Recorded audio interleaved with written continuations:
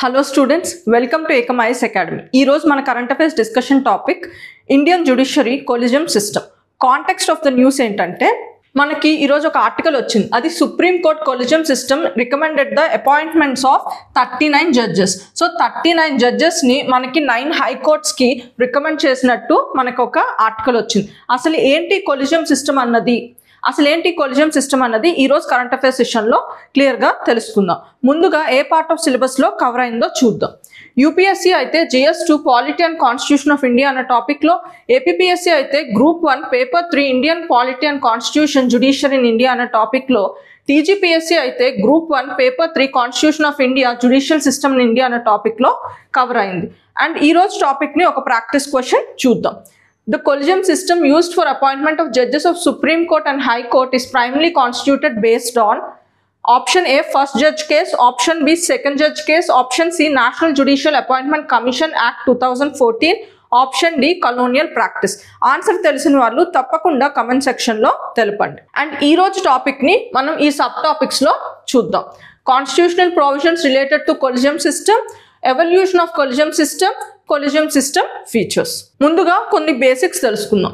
మనకి 3 organs of Indian democracy ఉన్నాయి. అవే legislative, executive and judiciary. Legislative పని ఏంటి? లా మేకింగ్. అండ్ సెంటర్లో ఇది ఎవరు చేస్తారు? పార్లమెంట్ చేస్తుంది. అండ్ స్టేట్ లెవెల్లో మనకి లెజిస్లేటివ్ అసెంబ్లీ ఉంటుందన్నమాట. అండ్ ఎగ్జిక్యూటివ్ పని ఏంటి? లెజిస్లేటివ్ చేసే లాని ఎగ్జిక్యూట్ చేయడం ఈ లెజిస్లేటివ్ పని. సో ఇక్కడ ఎవరు ఉంటారు? మనకి సెంటర్లో అయితే మనకి పిఎం, క్యాబినెట్ మినిస్టర్స్ వీళ్ళందరూ ఉంటారు. అలాగే మనం ఇక్కడ ఐఏఎస్ ఆఫీసర్స్, ఐపీఎస్ ఆఫీసర్ వీళ్ళు కూడా ఉంటారు. అలాగే స్టేట్ లెవెల్లో మనకి CM and group 1, group 2 officers వీళ్ళు ఉంటారు. సో జ్యుడిషియరీ అన్నది మెయిన్ పని ఏంటంటే ఇంటర్ప్రిటేషన్ ఆఫ్ లా. అంటే లెజిస్లేటివ్ చేసిన లా అండ్ ఎగ్జిక్యూటివ్ ఇంప్లిమెంట్ చేస్తున్న లా మనకి కాన్స్టిట్యూషనల్ ప్రొవిజన్స్ పరంగా ఉన్నాయో లేదో చెక్ చేయడం జ్యుడిషియరీ పని. ఎందుకంటే constitution is called as a highest law of law అన్నమాట. సో ఈ 3 ఆర్గన్స్ ఈ కాన్స్టిట్యూషనల్ పరంగానే నడుస్తుంది. సో ఇప్పుడు మనకి ఈ జ్యుడిషియరీలో అపాయింట్మెంట్ ప్రాసెస్ ఆఫ్ జడ్జెస్ ఎలా అవుతుందో మనం చూద్దాం. ఫస్ట్ మనం సుప్రీం కోర్టులోనైనా జడ్జ్ అవ్వడానికి క్వాలిఫికేషన్ చూద్దాం. సో ఫస్ట్ జడ్జ్ అవ్వడానికి క్వాలిఫికేషన్ మెయిన్ క్రైటీరియా ఏంటంటే సిటిజన్ ఆఫ్ ఇండియా అయి ఉండాలి. అండ్ అంతేకాకుండా హైకోర్టులో అట్లీస్ట్ 5 years వర్క్ చేసి ఉండాలి. అలాగే హైకోర్టులో అడ్వకేట్గా అయినా 10 ఏళ్ళైనా పనిచేసి ఉండాలి. లేకపోతే ప్రెసిడెంట్ దృష్టిలో ఒక డిస్టింగ్విష్డ్ జ్యూరిస్ట్ అయినా అయి ఉండాలి. ఈ క్రైటీరియా కంపల్సరీ. ఈ మూడిట్లో ఏ ఒక్కటి సాటిస్ఫై అయినా అతను జడ్జ్ అవ్వడానికి అర్హుడన్నమాట. సో కాన్స్టిట్యూషనల్ ప్రొవిజన్స్ ఏమున్నాయి? అసలు సుప్రీం కోర్టులోనో హైకోర్టులోనో జడ్జెస్ అపాయింట్మెంట్ ఎవరు చేస్తారు దాని గురించి కాన్స్టిట్యూషనల్ ప్రొవిజన్స్ ఉన్నాయి. ఆర్టికల్ 1 to 4 ప్రకారం ప్రెసిడెంట్ అపాయింట్ చేస్తారు సుప్రీం కోర్ట్ జడ్జెస్ని. ఆ ప్రాసెస్లో ప్రెసిడెంట్ మనకి సుప్రీంకోర్టు జడ్జిని కన్సల్ట్ చేయొచ్చు. అంటే సుప్రీంకోర్టు జడ్జి అంటే అక్కడ మనకి CJIని కన్సల్ట్ చేయొచ్చు అన్నమాట. అలాగే మనకి ఆర్టికల్ 217 ప్రకారం హైకోర్టు జడ్జెస్ని కూడా మనకి ప్రెసిడెంట్ రికమెండ్ చేస్తారు. ఇక్కడ కూడా మనకి consultation with the chief justice of India అని చెప్పబడి ఉంది ఈ ప్రొవిజన్లో. సో ఈ ప్రొవిజన్స్ ప్రకారం మనకి కొలిజియం సిస్టమ్ రాకముందు వరకు మనకు ఒక కన్వెన్షన్తో మనకి జడ్జెస్ అపాయింట్మెంట్స్ అయ్యేవన్నమాట. సుప్రీంకోర్టులోనైనా హైకోర్టులోనైనా. ఏంటా కన్వెన్షన్ అంటే సీనియర్ మోస్ట్ సుప్రీంకోర్టు జడ్జెస్ ఉంటారు కదా, వాళ్ళే CJIగా అపాయింట్ చేసేవాళ్ళు అన్నమాట. సో ఈ కన్వెన్షన్ ఇలాగే మనకి 1973 వరకు బ్రేక్ అవ్వకుండా అయ్యింది. ఫస్ట్ టైం 1973లో బ్రేక్ అయింది. అప్పుడు AN రే అనే జస్టిస్ని సుప్రీంకోర్టు చీఫ్ జస్టిస్గా అపాయింట్ చేశారు. కానీ ఇతను 4th in line మాట సీనియారిటీ ప్రకారం. అంటే ఇతని కన్నా 3 సీనియర్స్ ఉన్నా ఇతన్ని CJIగా ప్రమోట్ చేశారు. ఏ పర్టికులర్ క్లాజ్ ఉపయోగించి? ప్రెసిడెంట్ ఒపీనియన్లో డిస్టింగ్విష్డ్ జ్యూరిస్ట్ అనే క్లాజ్ ఉపయోగించి ఇతన్ని ప్రమోట్ చేశారు. సో ఇక్కడ మనకి ఈ కన్వెన్షన్ అన్నది బ్రేక్ అయింది. ఈ 1973లోనే కాదు, మళ్ళీ మనకి 1976లో కూడా బ్రేక్ అవుతుంది. ఇది ఎందుకు బ్రేక్ అయిందో అనడానికి మనం ఈ కేసు గురించి తెలుసుకోవాలి. ADM Jabalpur versus Shivakant Shukla case 1976, దీన్నే ఫేమస్గా హెబియస్ కార్పస్ కేస్ అని కూడా అంటారు. ఈ కేస్ బ్యాక్గ్రౌండ్ మనకి 1975 ఎమర్జెన్సీ టైం పీరియడ్లో అయ్యిందన్నమాట. ఎమర్జెన్సీ టైంలో మనకి చాలా పొలిటికల్ అరెస్ట్లు అయ్యాయి. అండ్ అలాగే మనకి నేషనల్ ఎమర్జెన్సీ విధించినప్పుడు ఆర్టికల్ 359 ఉపయోగించి మనకి కొన్ని ఫండమెంటల్ రైట్స్ని సస్పెండ్ చేశారన్నమాట.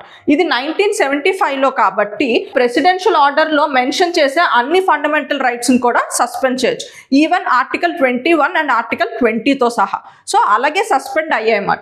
సో అప్పుడు పొలిటికల్ అరెస్ట్లు ఎక్కువ అయ్యాయి అన్నాను కదా. అరెస్ట్ అయినప్పుడు ఏ రీజన్ వాళ్ళకి చెప్పకుండా వాళ్ళని అరెస్ట్ చేస్తున్నప్పుడు కోర్ట్స్కి జనరల్గా మనం హెబియస్ కార్పస్ రిట్ పిటిషన్ మీద రైట్ టు లైఫ్ కేసు దఖాలు చేయొచ్చు.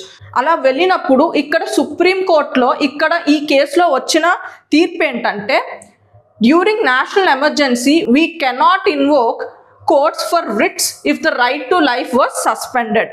అంటే నేషనల్ ఎమర్జెన్సీ టైంలో రైట్ టు లైఫ్ సస్పెండ్ అయినప్పుడు మీరు హెబియస్ కార్పస్ పిటిషన్ కోర్ట్స్ దగ్గర వచ్చి ఇన్వోక్ చేయడానికి కుదరదు అని చెప్పారన్నమాట. సో ఇది 4:1 జడ్జిమెంట్గా వచ్చింది. కానీ ఒకే ఒక జడ్జ్ మాత్రం దీనికి డిసెంటింగ్ ఒపీనియన్ ఇచ్చారు. అతనే మన జస్టిస్ కన్నా. సో ఇతను ఏమన్నారంటే, రైట్ టు లైఫ్ అన్నది న్యాచురల్ రైట్, ఈవెన్ మనకి అది ఎమర్జెన్సీ టైంలో కూడా వర్తిస్తుంది అని చెప్పారన్నమాట. అప్పటికి ఇతను సీనియర్ మోస్ట్ జడ్జ్ మాట. So next in line of CGI మాట. కానీ ఇతను ఈ కేసులోని డిసెంటింగ్ ఒపీనియన్ రావడం వల్ల గవర్నమెంట్ టార్గెట్ చేసి ఇతని కన్నా నెక్స్ట్ పర్సన్ మనకి ఎంహెచ్ బెగ్ ఉన్నారు, ఇతన్ని second most person in seniority, ఇతన్ని సిజిఐ చేశారు. కానీ హెచ్జి కన్నాని మాత్రం చేయలేదన్నమాట. సో ఇక్కడ ఏమవుతుంది, కన్వెన్షన్ మళ్ళీ బ్రేక్ అయింది. అంటే జ్యుడిషియరీ ఇండిపెండెన్స్ ఇంపాక్ట్ అయింది అన్నమాట. సో దీనికోసం అప్పుడే మనకి జ్యుడిషియల్ అపాయింట్మెంట్స్ మీద కేసెస్ స్టార్ట్ అయ్యాయి. అవే మనకి 4 ఇంపార్టెంట్ కేసెస్ ఉన్నాయన్నమాట. ఒకటి తర్వాత ఒకటి చూద్దాం. First judge case 1981. సో ఈ కేసెస్ అన్ని దేనికి, మనకి supreme court or high court appointment of judges గురించి. సో మనకి ఆర్టికల్ 1 to 4 ప్రకారం ఏంటి, ప్రెసిడెంట్ అపాయింట్ చేయొచ్చు. కానీ ప్రెసిడెంట్ అపాయింట్ చేస్తున్నప్పుడు కన్సల్టేషన్ ఆఫ్ సిజిఐ తీసుకోవాలని చెప్పి. సో ఈ కన్సల్టేషన్ మ్యాండేటరీయా కాదా అన్నది first question. So first judge కేసులో ఈ క్వశ్చన్ రేజ్ అయినప్పుడు అక్కడ తీర్పు ఏమొచ్చిందంటే, ఈ కన్సల్టేషన్ ప్రైమసీ కాదు, అంటే కంపల్సరీ కాదు, ప్రెసిడెంట్ మీద ఎటువంటి బైండింగ్నెస్ లేదు అని చెప్పి. సో దీని మీద మళ్ళీ ఇంకో సెకండ్ జడ్జ్ కేసు వెళ్ళిందన్నమాట. అప్పుడు సుప్రీం కోర్ట్ ఫస్ట్ జడ్జ్ కేసులో ఇచ్చిన తీర్పుని ఓవర్ రూల్ చేస్తూ consultation equal to binding on the president అన్నమాట. అంటే సిజిఐ ఇచ్చిన ఒపీనియన్ కంపల్సరీ ప్రెసిడెంట్ చెయ్యాలి అని చెప్తూ అండ్ కొలిజియం సిస్టమ్ని ఒకటి రికమెండ్ చేసింది అన్నమాట.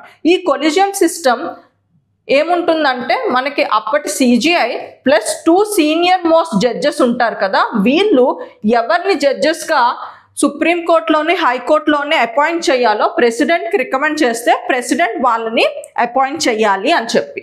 ఓకేనా. సో ఇది second judge case. Next third judge case. ఇది మాత్రం మనకి ప్రెసిడెన్షియల్ రిఫరెన్స్గా వెళ్ళిందన్నమాట, ఆర్టికల్ 143 ఉపయోగించి. అప్పుడు సుప్రీంకోర్టు ఏమందంటే, సెకండ్ జడ్జ్మెంట్ కేసుని కొనసాగిస్తూ ఈ కొలిజియం సిస్టమ్ సైజుని మార్చింది. సో ఏంటంట, సుప్రీంకోర్టు జడ్జెస్ని అపాయింట్ చేయాలంటే కొలిజియం మనకి సిజిఐతో పాటు మనకి 4 సీనియర్ మోస్ట్ జడ్జెస్ ఉండాలి అని చెప్తూ, అలాగే హైకోర్టు జడ్జెస్ని అపాయింట్ చేస్తే మనకి CGI plus 2 senior most judges of supreme court along with CGI of high court appointments, ఇది తీర్పిచ్చిందన్నమాట. సో అప్పటి నుంచి ఈ కొలిజియం సిస్టమ్ మనం ఫాలో అవుతున్నాం. కానీ మనకి 2015లో మళ్ళీ 4th జడ్జ్ కేసు అయింది. అది దేనివల్ల ఏంటంటే, 2014లో గవర్నమెంట్ ఒక యాక్ట్ పాస్ చేసింది, అదే national judicial appointment commission act. ఈ యాక్ట్ ప్రకారం ఏంటంటే, వీళ్ళే ఒక కమిటీగా ఫామ్ అయ్యి, సో జడ్జెస్ని మేము రికమెండ్ చేసి ఇస్తాము, వాళ్ళనే అపాయింట్ చేయండి అని చెప్తుంది. అంటే ఇండైరెక్ట్గా కొలిజియం సిస్టమ్ని రద్దు చేస్తుంది అన్నమాట. సో ఇక్కడ వీళ్ళు చెప్పిన ఈ కమిషన్ ఏంటంటే, ఆ కమిషన్ కాంపోజిషన్ ఏంటంటే, మనకి సిజిఐ ఉంటారు, 2 సీనియర్ మోస్ట్ సుప్రీంకోర్టు జడ్జెస్ ఉంటారు, అలాగే లా మినిస్టర్ ఉంటారు గవర్నమెంట్ దగ్గర నుంచి, and 2 eminent people 2 eminent people ఉంటారు. ఈ ఎమినెంట్ పీపుల్ని ఒక సెలెక్షన్ కమిటీ సెలెక్ట్ చేయాలి. ఆ సెలెక్షన్ కమిటీలో ఎవరు ఉంటారు? సిజేఐ ఉంటారు, ప్రైమ్ మినిస్టర్ ఉంటారు, and leader of opposition from Lok Sabha వీళ్ళు ఉంటారు. వీళ్ళు ఈ 2 ఎమినెంట్ పర్సన్స్ని రికమెండ్ చేస్తే వీళ్ళందరూ కలిపి మనకి ఎవరు సుప్రీంకోర్టు జడ్జెస్ ఉండాలి, హైకోర్టు జడ్జెస్ ఉండాలో మనకి గవర్నమెంట్కి, ప్రెసిడెంట్కి రికమెండ్ చేస్తారు అన్నమాట. అంటే ఈ సిస్టమ్ వల్ల మనకి అప్పటికున్న కొలిజియం సిస్టమ్ని రద్దు చేస్తున్నట్టు. కానీ ఈ పర్టిక్యులర్ ఈ కేసు మనకి సుప్రీంకోర్టుకి వెళ్ళింది 2015లో. ఈ కేసులో ఏంటంటే సుప్రీంకోర్టు ఈ ఎంజాక్ అనే యాక్ట్ని కొట్టేసింది. ఎందుకంటే ఇది జ్యుడిషియరీ ఇండిపెండెన్స్ని ఇంపాక్ట్ చేస్తుంది. అండ్ జ్యుడిషియరీ ఇండిపెండెన్స్ అన్నది basic structure of the constitution అని చెప్పి. Basic structure of the constitution అంటే తెలుసు కదా, అదొక డాక్ట్రైన్. ఆ డాక్ట్రైన్లో ఏంటంటే పార్లమెంట్కి లా మేకింగ్ బాడీ అయినా కొన్ని ఫీచర్స్ ఆఫ్ కాన్స్టిట్యూషనల్లీ అది డిస్టర్బ్ చేయకూడదు, దాన్ని బేసిక్ ఫీచర్స్ అంటారు. అందులో సుప్రీంకోర్టు ఈ ఇండిపెండెన్స్ ఆఫ్ జ్యుడిషియరీ అన్నది బేసిక్ ఫీచర్గా పరిగణిస్తుంది. అందుకే ఈ ఎంజాక్ అన్నది జ్యుడిషియరీ ఇండిపెండెన్స్ని ఇంపాక్ట్ చేస్తుందని చెప్పి ఇది కొట్టేస్తుంది. సో ఈ 4th జడ్జ్ కేసు తర్వాత కూడా మనకి ఇప్పటికీ ఈ collegium system, 3rd judge case establish చేసిన ఈ కొలిజియం సిస్టమే మనకి ఇప్పటికీ వర్క్ అవుతుంది. సో ఇప్పుడు ఈ ప్రాక్టీస్ క్వశ్చన్కి ఆన్సర్ నాకు కమెంట్లో తెలపండి. Thank you.